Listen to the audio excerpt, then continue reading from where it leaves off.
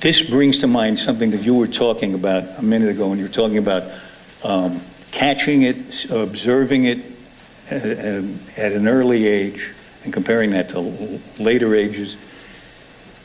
When I talk to brain scientists, I hear constantly about the plasticity of the brain, that if you lose function in one part of the brain, other parts of the brain that were originally designed for other functions can take over some of those functions.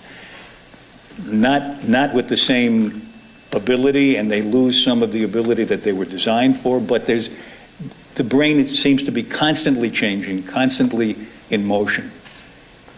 So that makes me wonder, when I hear that dyslexia can't be cured, and I hear you talking about looking at it at an early stage, are there things that can be done at an early stage that can minimize some of what we call, or what most of us think of as deficits, and still hang on to most of the talents?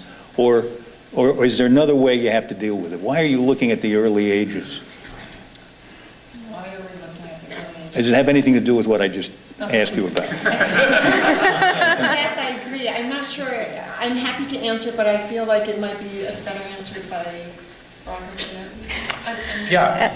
I mean, there's a very definite advantage to looking for earlier screening. So this is a very nuanced question. There's not a simple answer, and I think a big part of the policy problems that we have is that the solutions are often presented as simple answers. Now, it's unquestionably clear that early identification and early training with a multisensory phonics program, or for some kids a more top-down memory-based phonics program, is a good thing, and you can avoid a lot of challenges that otherwise you'd face in school. So we're totally in favor with that.